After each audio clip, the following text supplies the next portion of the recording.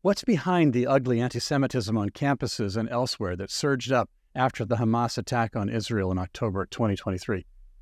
The viciousness against Jews took a lot of people by surprise, but it didn't surprise the author of a new book on American anti-Semitism, as we will learn today. Hello, everyone. I'm Graham Walker, coming to you from the Independent Institute in Oakland, California, welcoming you to today's episode of Independent Conversations. I'm delighted to be joined today by my colleague here at the Independent Institute, Dr. Philip Magness, holder of the David J. Thoreau Chair in Political Economy, who is no stranger to our audience. Welcome, Phil. Thanks for having me here. Great to see you. But our featured guest today is Dr. Benjamin Ginsburg, author of our recently released book titled The New American Anti-Semitism, The Left, the Right, and the Jews. Welcome, Dr. Ginsburg. Well, I'm delighted to be here. Thank you, Graham and Phil. It's good to see you. Wonderful to have you. This is an important topic, and I'm happy to speak on it at enormous length if necessary.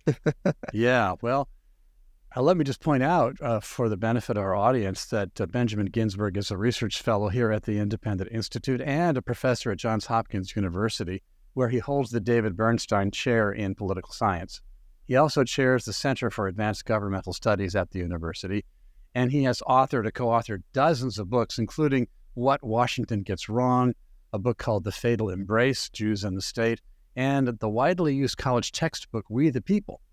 In fact, I bet a lot of our audience has used We the People in their college classrooms when they were studying political science. I know I did some years back. I won't say how many years. But none of those books, I think, exceeds in importance this one, just published, The New American Anti-Semitism, The Left, the Right, and the Jews by Benjamin Ginsburg. This is a pretty important work and a lot more timely than any of us would have wished. So let me just begin with just asking you the simplest of all questions, Ben Ginsburg. The book is called The New American Anti-Semitism. So what's new about anti-Semitism? It seems like anti-Semitism is a perennial evil. Yeah, so what is new about it? Yeah, unfortunately, it is a perennial evil. What's new, and this is especially true in the United States, is that we tend to regard anti-Semitism as associated with forces of the political right, neo-Nazis, what have you. But in the past, I would say 50 or so years, anti-Semitism has become more and more prevalent on the political left. And in the book, I trace this back to a particular event, and that is the 1967 Israel-Arab War. Muslims call the foundation of Israel the Nakba, the tragedy. But the actually significant event in more recent years was the 67 war. Graham and Phil, as you know, before 1967, Israel was a small socialist state. People didn't pay that much attention to it, except that left-wing politicians like to visit it to have their photos taken next to tractors. I think there's a wonderful photo of a young Bernie Sanders sitting on a tractor. Now, I don't know if he knew how to drive the tractor or do what the tractor did, but there he was, showing that he was attuned to, sympathetic to ordinary working people. Not only working people, but people on kibbutzes. People on kibbutzes, right. So for politicians, for socialists, and other left-wing politicians of that era, Israel was a good place to visit. It showed their socialist credentials, and everyone was happy. They could all sing Kumbaya around the tractor. But in 1967, this changed because that year, a war was fought between Israel on the one hand and Egypt, Syria, Jordan, much of the Arab world. And shockingly, Israel was victorious. People called it the Six-Day War. In about a week, Israel had defeated all of its Arab neighbors. Now, as a result of this victory, the United States took stock of its own relationships in the Middle East. Now, for the United States, especially at that time, Middle Eastern politics, its view of the Middle East, was driven by a three-letter word, and that word was not Jew, it was oil. Our policy in the Middle East was focused around maintaining privileged access to Middle Eastern oil fields. Now, that's still true today, although if our government would allow us to do so, we would produce all the energy that we could possibly need. But nevertheless, at that time, we relied upon Saudi crude and upon oil from the Gulf states. So the United States suddenly saw Israel as a potentially useful ally in our efforts to maintain the security of the Middle Eastern oil fields. And after 1967, the United States began to arm Israel, supplanting France and the Soviet bloc. Remember, there used to be something called the Soviet Union. I think it's coming back, but it doesn't exist anymore. So we supplanted other arms suppliers and drew Israel into the American security apparatus. Israel became an important ally, and that was the great sin as far as American progressives were concerned. Israel had allied itself with the United States and was no longer a tiny little socialist state. So Israel had become, nobody had invented this term yet. The Iranians invented it later. Israel had become the little Satan linked to the great Satan, which was the United States. I understand that with regard to the Muslim world, but the American or European left, you're telling us, also became anti-Israel, anti-Jewish at that point. Yes, absolutely. In Europe, the process was much more rapid because Europe began a few years later to see large influxes of Muslim immigrants. The parties of the European left saw these Muslim immigrants as potential left-wing voters. There was a problem, though. Right. The Muslim immigrants weren't much interested in Karl Marx. They had not read Marx. They weren't interested in the sort of labor versus capital struggles that the European left emphasized. And moreover, when it came to matters that the European left took seriously, the status of women in particular, Muslims, totally disagreed with the politics of the left. Right. So the European leftists searched around for something that could link them to these potential new left-wing voters, and they found, without too much trouble, Israel. That was something they could agree upon. Israel had committed this great sin of aligning itself with the Americans, and moreover, the Muslim immigrants hated Israel, so it was a marriage made, maybe in heaven, someplace anyway. Maybe the other place. The other other place. place. That's right. So the European parties of the left began to be anti-Israel, and it didn't take long before American liberal left and progressive politicians also, first of all, they copy whatever the European left does, American left-wingers copy. Right. Especially they're in not that era. very inventive. They're kind of best practices people. And they tend to copy what their thought leaders in Europe develop. But the same, gradually the same kind of arithmetic began to appeal to them as well. Now, this explains anti-Zionism, right? Not anti. Yeah. Everyone says, anti-Zionism isn't the same as anti-Semitism. But the truth is that it's pretty much the same. First of all, if you are running around screaming about Israel, if Israel is your great enemy in the world, that's a little peculiar, isn't it? This is a world that contains It's a North strange Korea, obsession. Iran. I could rattle off 20 countries that on the face of it, are much worse places than Israel. I'd like to form an anti-North Korean party, and if anyone wants to join, I'd be happy to organize it. So that's the first question. Why focus on Israel? And often the answer is that that's a polite way of expressing a little bit of antagonism toward Jews that you had to begin with. Right. Moreover, if you become involved in political struggles against Israel, if you're anti-Zionist, your major enemies are going to be Jews. And we tend to dislike those with whom we engage in political conflict. Nowadays, Democrats and Republicans aren't on speaking terms. Look, so those two things help to explain that in the real world, as opposed to the philosophical world, anti-Zionism and anti-Semitism are pretty much the same. They're closely linked. And because Israel is designed to be a Jewish state, homeland for the Jewish people, and so it's hard for it not to be linked. I would just want to ask you to comment on one thing here while we're on this point.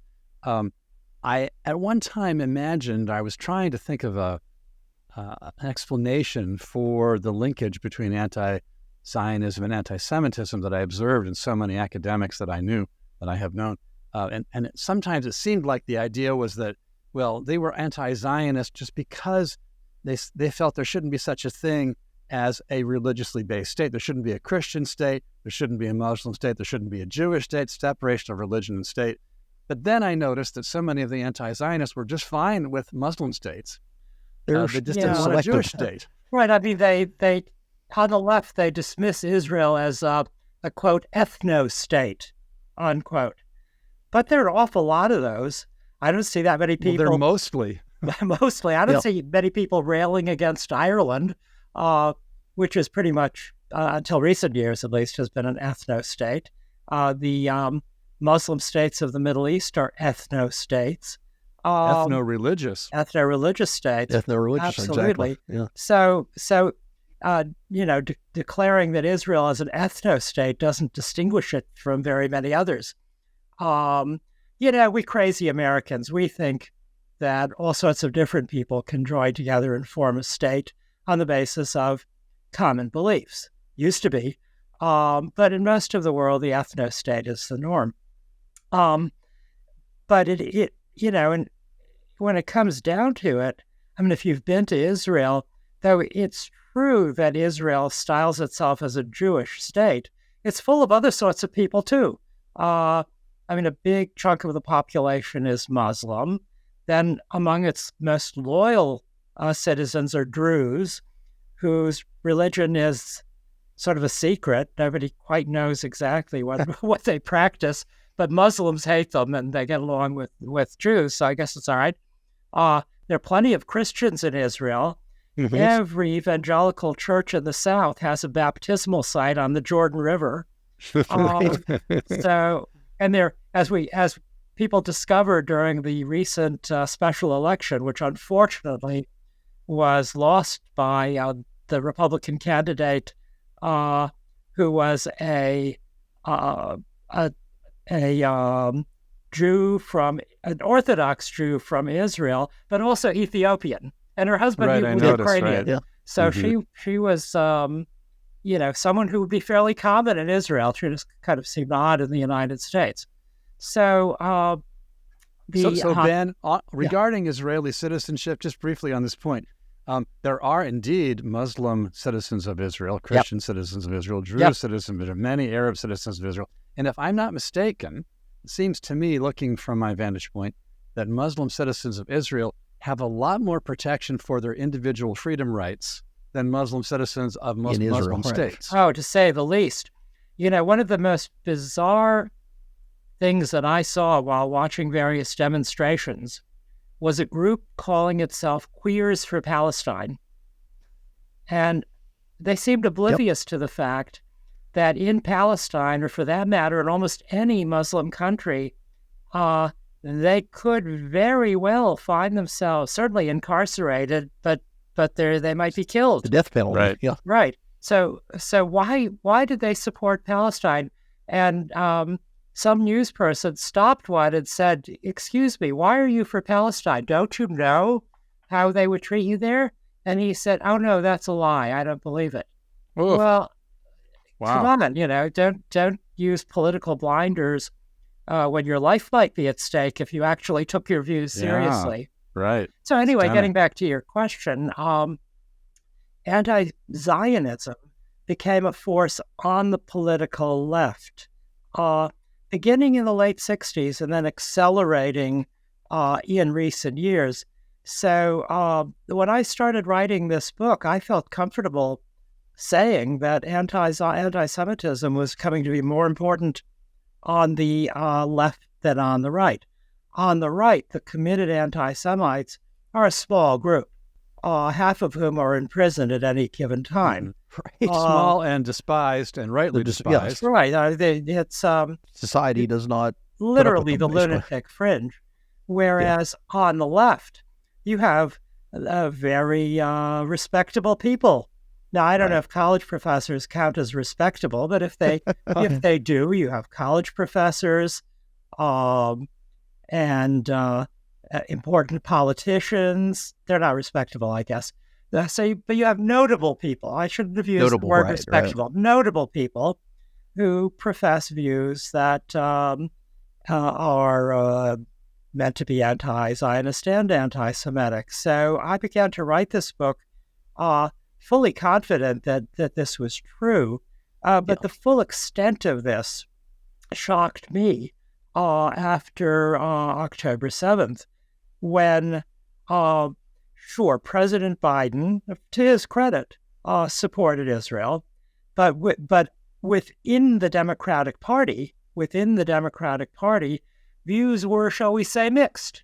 And I don't mean only the members of the squad, but perfectly, I'm not going to say respectable this time, perfectly notable Democrats were not at all hesitant to question the need for Israel's response.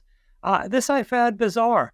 Israel was attacked. 1,500 of its citizens were brutalized and killed. And the question is, should it respond? Is this morally right? Well, that's what governments are for, isn't it? To keep their citizens from being brutalized and killed. Israel would have been behaving outrageously if it hadn't responded. And everyone points to the rules of war, which call for proportionality, but that's only one element of the law of war. Here we're talking about a group which melted into the civilian population and had to be rooted out. And that's what the Israelis have been doing. And it's not a pretty thing. The outrageous conduct and rhetoric of the American and European left is beyond any real comprehension. And to a substantial extent, you see this within the Democratic Party, not merely among the squad members, but among rank and file Democrats who will vote, against Israel, refrain from condemning Hamas, and showing their true colors on this matter. Sure. And then there are the universities. Phil, do you want to comment on that part of it, Philip? Yeah, I was going to ask, what's going on college campuses? We've seen, I think, something that's been shocking to most Americans that are sitting there watching on TV. We all saw that congressional hearing with Claudine Gay and the presidents of Harvard, MIT, and Penn. Basically were asked point blank to condemn this rhetoric that we had seen on college campuses, basically calling for genocidal tendencies. And they wouldn't do so. They sat there and they equivocated, and they, in some ways, doubled down. This was shocking. So it's like a wake-up moment. Yeah. Well, this was I like to call it the testimony of the Three Stooges. Fair enough. But they are they're not the only ones. Well, I think there are two phenomena at work here. That it's where what we saw was a confluence of two phenomena that also can be traced back several decades. One phenomenon is the dumbing down of university administrations. At one, and you've written about administrators quite a bit too. So, right, in my book, The Fall of the Faculty, and one of the points I made there was that over the past 30 years, the faculty has been subordinated to administrators, and these administrators often are not the best and brightest. They are not recruited from the upper ranks of the faculty.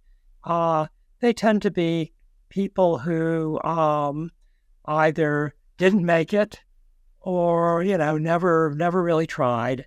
And plagiarized their dissertations. And right. Plagiarized their dissertations. I discovered this. Never occurred to me to plagiarize my dissertation. It would have been easier. Right. It would have been faster. But I counsel them to plagiarize their strategic plans because all their strategic plans are the same. They might as well plagiarize them and save money. But maybe administration rewards that. Right. So we began recruiting administrators who were not the best and the brightest. At one time, university presidents tended to be people who had acquitted themselves well as academics, and now, toward the end of their careers, when they weren't working in their laboratories anymore, this was seen as a service to give back what they had received. I remember when I was a student at the University of Chicago, one president was a Nobel Prize-winning geneticist. Right.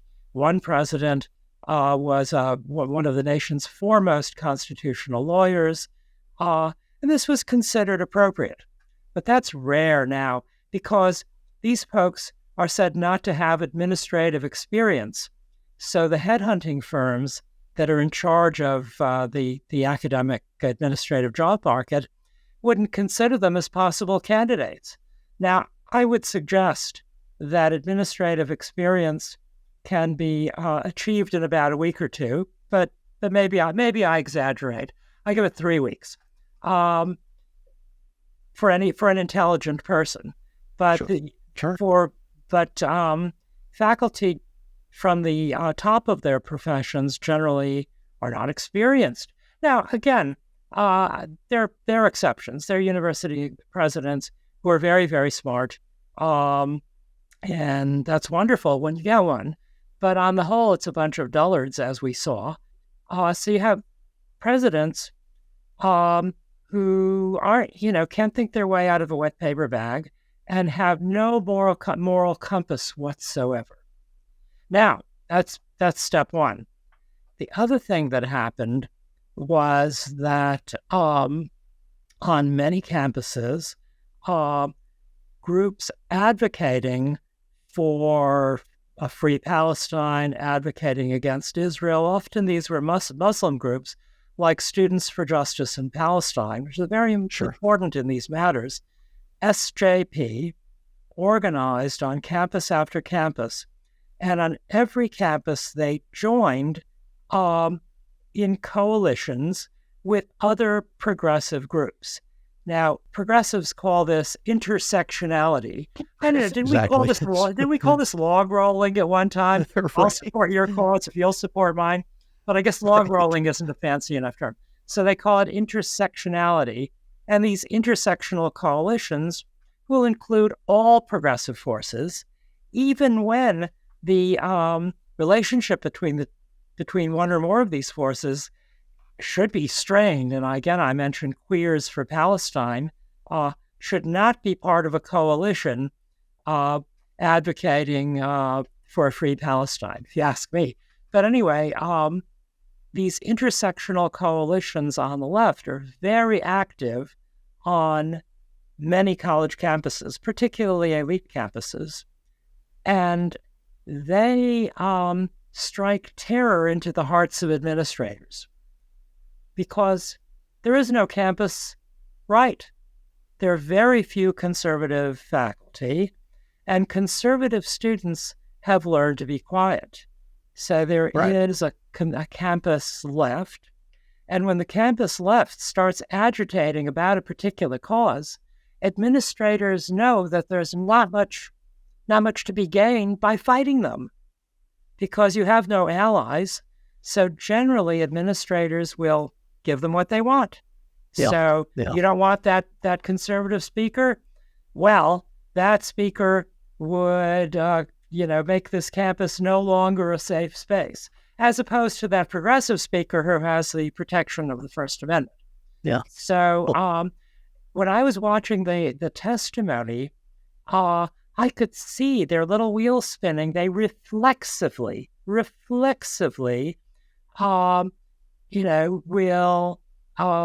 refuse to say anything bad about anyone on the left, because that's the First Amendment, and that is what they do. They've been trained to do this.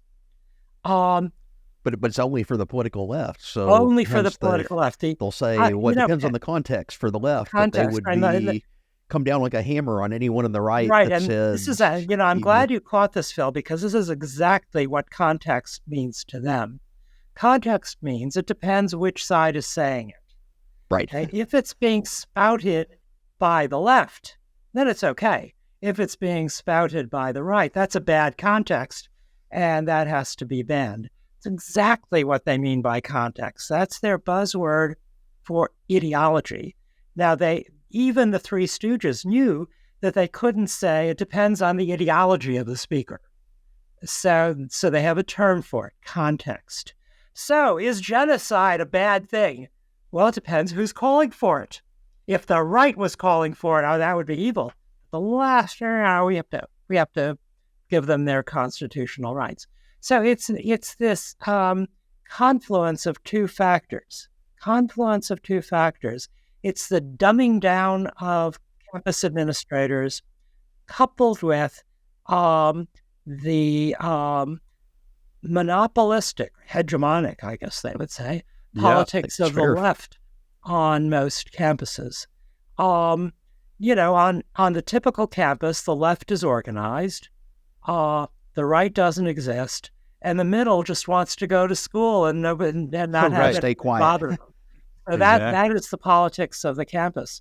I hate to say this, but on my at Johns Hopkins University, College of Arts and Sciences, I suspect that when I retire, I'll be the last Republican standing. Wow. Yeah. As we say, common. Every form of diversity except one. So there is something I would like to see if I could get the two of you to talk a little bit about, maybe less me, but the issue in my mind is this: what should the universities do in these cases? Like, some people seem to say, they can call for genocide of Jews, but let's make sure that everybody's calling for genocide of African Americans too, and then that'll be equal and fair. And that doesn't seem like the right answer. What should universities do between the two of you? What do you think? Well, and there's the further question. We're already seeing things like the donor revolts. When they saw this testimony in front of Congress, people that have been giving $1 million gifts to Harvard and MIT and Penn have suddenly pulled their checks. So it might be something that's coming out that's forcing a university response just on the financial side. Added to that, the taxpayers, do they turn off the spigot to what's essentially subsidizing ideological activism? Yeah, I agree with this. And I was among those who all my life felt that the university should be guarded against external interference. I no longer think that way. Right. I think universities have screwed up. They're no longer capable of governing themselves. We saw in the testimony of the Three Stooges, campus government, self-government as it is today. And I think it's time that other forces play a role in the university. I would include alumni and donors. Now, when I was a young professor, I knew a lot of our alumni and donors, because when they would come to campus once or twice a year, we would have sessions in which they met the faculty, and I would give a talk to the alumni, talk to donors. This was considered very appropriate, and they enjoyed it, I think. But that never happens today, because university administrators like to maintain a Potemkin village. They don't want the trustees. They don't want the alumni. They don't want the donors to know what is actually going on the campus. They want them to read the glossy brochure. Now, if you've picked up any of the glossy brochures that these schools send out, they're filled with lies. I remember one time I teach a course on university and society. So I had the students look at some of the literature that my university produced. And one student said, well, you know, all these pictures, they're not taken on our campus. This had been contracted out. So apparently it was the pictures were taken on a beautiful campus. That's going on. Right. So this is what the trustees and the alumni and the donors are shown. So I would say that the trustees have it in their power to exercise more control over the university. Yeah. You know, in the for-profit world, they would have to, because under Sarbanes-Oxley, they have a fiduciary responsibility. But in the not-for-profit world, that's not so. But there's no reason why trustees can't exercise more control over the university. Donors should look very carefully before writing their checks.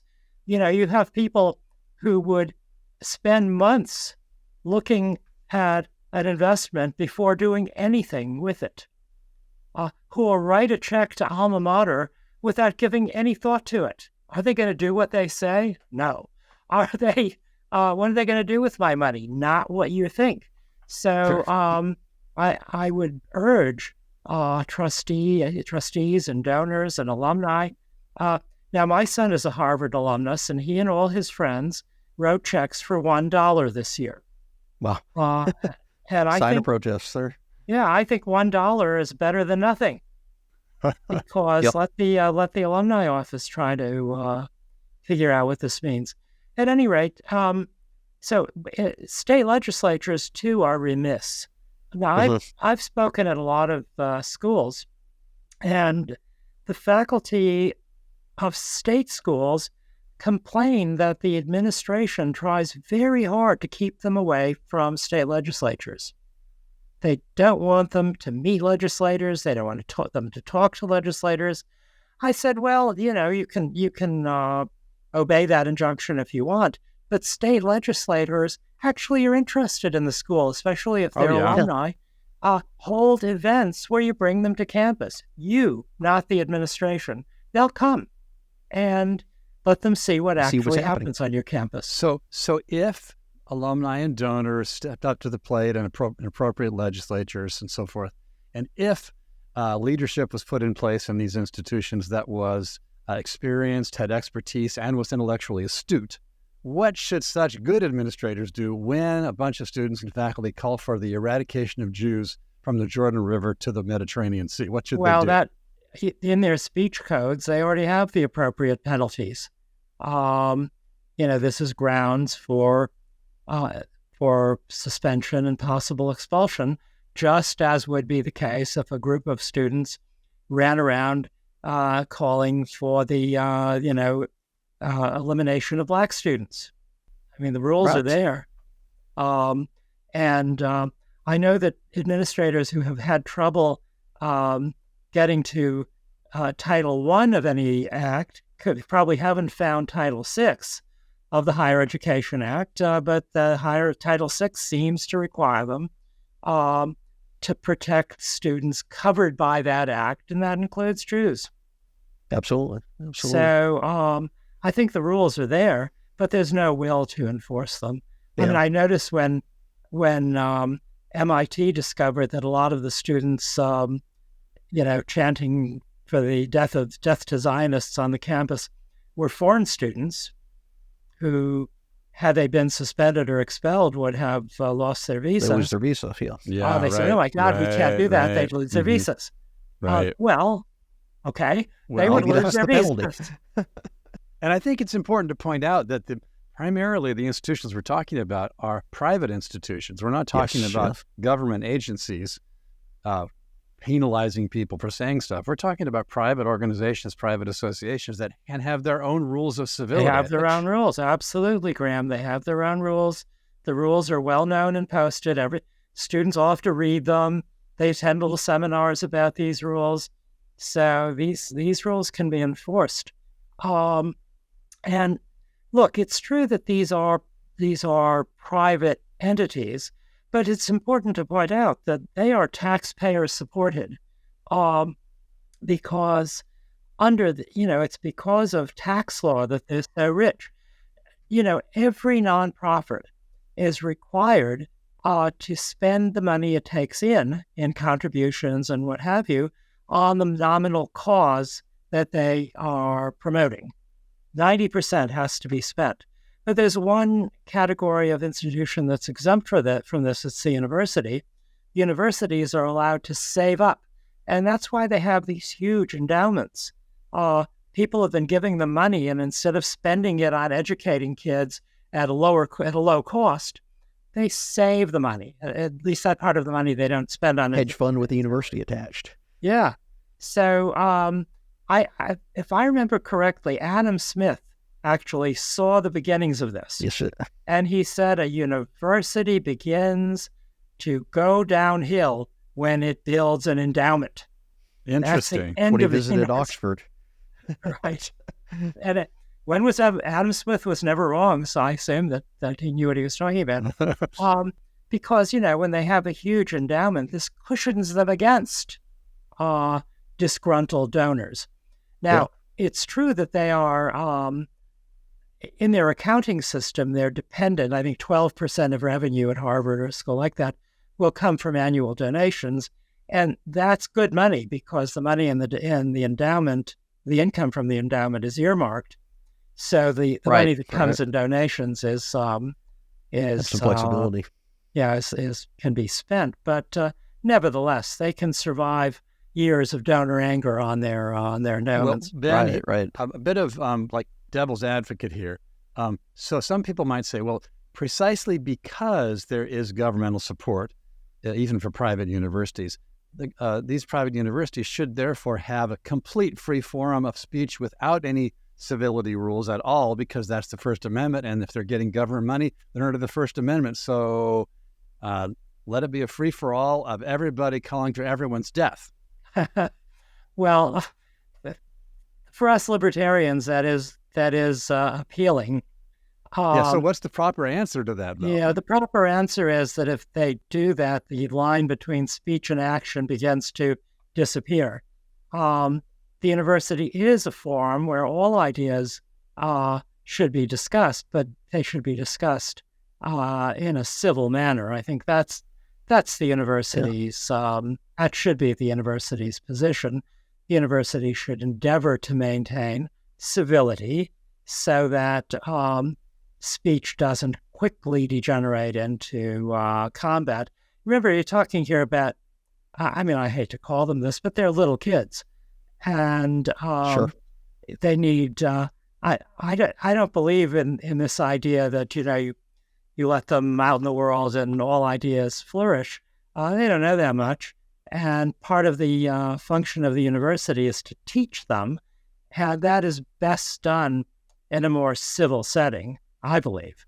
Well, we're seeing the fruits of ignorance in many of these activists. Some of the ones that they interview on the street, they don't even know that the attacks from Hamas happened, or they have all these conspiracy theories. They say it's a hoax, or they don't know the reality on the ground, like you mentioned on the Queers for Palestine example. Well, they have strong opinions. You are totally right. We live in what some have called a post-truth society. Yes. Truth is determined by our feelings. I have my truth. Is that what Claudine Gay said? I have my truth, your truth. And, this troubles me greatly because this is what they learn in the American school system. I'm writing about this now, and as I learned more about it, I was shocked. I thought, now all of you, both of you are old, not as old as I am, but old enough to remember this, that in school you begin with a base of facts, and then you build up from there to a point where you know enough to engage in some sort of critical thinking. And in the pedagogical literature, this was something called Bloom's Pyramid. And it had 7 steps, started with fact, went up to critical thinking. Well, some years ago, progressive teachers felt that this Bloom's pyramid thing, this was really repressive, because it suggested that not all children were ready for critical thinking. So they inverted the pyramid. So today they focus on critical thinking. Now, what do they think critically about if they don't know any facts? I guess it's easier to think critically if you're not hampered by facts. So you just make it up. You can make it up. Now, I've discovered, and I teach at a school where it's very hard to get into the school. I think they take 5% of applicants at Hopkins. Kids are smart, but they don't know anything. Nobody ever taught them. So whatever topic we're talking about, I spend most of my time teaching history because they never learned any. They engaged in critical thinking instead. Now, they know that World War I came before World War II because they're numbered. Right. Which is very convenient. Very convenient. Yes. I once asked them about the Spanish-American War. They didn't know what that was. And when we got to some of because it was relevant to a discussion of the Middle East, we talked about World War I, the Ottoman Empire. Now, blank slate. They didn't know anything about that, but they were prepared to think critically about it. So the United States, I'm sure this won't shock you, but the United States educational system is broken. Yes. It's broken. Yes. I picked up We see the evidence. advanced placement textbook used in Montgomery County, Maryland, a wealthy suburb of Washington, and I learned in that history book that World War II in the Pacific was caused by the United States, in case you were wondering, in pretty much the same way that Israel caused the attack by Hamas. And I also learned that American capitalism was caused more hardship than Soviet or Chinese collectivization. Wow. And the book So says... like they default to a very far left-wing position. The book says that it's true that, and this is the word we used in the book, an amazing 20 million people died in China. Isn't it amazing? Amazing. Wow. But this was largely the fault of bad weather. Yeah. Now here we have Mao bragging about depends how on the people he context. killed, It's a right? genocide. It's context. Exactly. It's context. Exactly right. It's context. So, American college students who are prepared to take up the causes that we see them running around chanting about, are only partially to be blamed. They don't know anything. Right. And so many of them were never taught, for example, the history around the British Mandate going back to 1948, when in fact the land was divided at the close of the Mandate to Arabs and Muslims to the east of the river and to Jews to the west of the river. Each side got its own portion, but somehow that's considered to be unfair. No, they never heard of this. Never heard of it. The Ottoman Empire also, I discovered they never heard of that. Well, they're anti-imperialist, except they like the Ottoman imperialism. or the Soviet imperialism. Right. Well, so it's just outrageous. And again, they're not to blame. We are, because this is how they were taught. Go ahead. Well, I was just going to switch to one other kind of angle on the subject for a minute before we close up here. When you look at the Middle East, it certainly is true, as I said a moment ago, that Israel as a political society has much higher level of protection to individual rights and liberties than any other state in the region. But not only that, Israel stands out as an oasis of prosperity in a region that otherwise seems to be grinding itself into poverty in many ways. Is that a picture of the trajectory of the experience of Jews writ large, because they have been in various societies and have been remarkably successful and generating ideas and technology and creativity? Is there resentment against Israel because of its prosperity, the way there has been resentment against Jews historically in where they've been in diaspora in various countries? And is that behind some of this phenomenon? Well, that's certainly part of it. Certainly part of it. But I like the way you frame the question. It's no accident that Israel is also the state where citizens enjoy the most liberty, and it's also the most prosperous. Those things go together. Hand liberty, in hand. democracy, prosperity, whether it's Jews or anyone else. That's another thing students don't understand. Nobody teaches them this, that, prosperity does not result from by fiat declaring a $50 an hour minimum wage, right? I heard one senatorial candidate doesn't arise from the state. Right. And I heard a member of Congress saying that we should fund, we should print paper and pay off our debt. The Chinese are always afraid we're going to do that. But, prosperity, liberty, democracy, these are the American values that all go together. They go together in Israel and America, and for a time in China, right? Liberalization That's right. and prosperity went hand in hand. So, people are jealous of this, but not jealous enough to do it because the governments of the Middle East don't want to liberalize.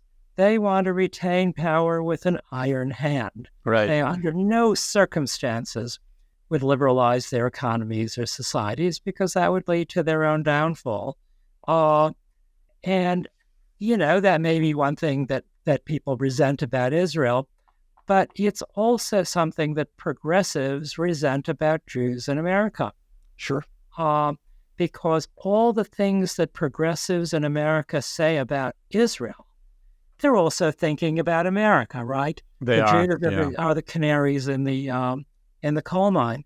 When they say settler colonialism, they're not just It's thinking, similar language. Yeah, they're thinking about the United States. Never mind that every square inch of territory on the face of the earth used to belong to somebody else. So settler colonialism doesn't distinguish anyone from anyone. But when they use that term, they're referring to those wicked Zionists and to the Americans. So much of what they have to say about Israel, imperialism, well, they've adopted the Iranian view of the world. There is the great Satan and the little Satan. So what they resent about Israel, they also resent about the United States. It's just easier to say it about Israel. Yeah. We're going to come to a close here pretty quick. But Phil, Magness, let me give you another shot at, an angle or question you'd like to get in before we kind of come to an end. Yeah. So I guess put the thing out on the table that's on my mind and on probably a lot of our listeners' minds. The universities have been front and center at both the rise of what we could call left-wing anti-Semitism, but also the most visible displays of it. What are your predictions on what happens next? Is this a moment where the public is finally waking up to problems that seem to have been festering for a while on campus? Or is this just going to be more of the same and a long, drawn-out grappling with the problems that we're seeing visibly right now? I hope the public is waking up. And, as I said before, both at public and private universities, people are not without tools. Donors, alumni, trustees have the capacity to redirect the private universities a bit. And state legislatures certainly have the capacity to redirect public schools. I think that in all the discussion of diversity on campus, I favor diversity, but that would include intellectual diversity. Yes. Why am I the only Republican out of 450 faculty members? If there's another one, he or she is too timid to tell. They're hiding, basically. So they want to keep their job. They want to keep their jobs. Well, I guess I don't care anymore at my age. You don't like me, I'll retire. But there used to be Ben Carson, but he was in the medical school. And I remember when Ben retired, he had been the sponsor of Hopkins Students for Life. because Ben was vehemently anti-abortion.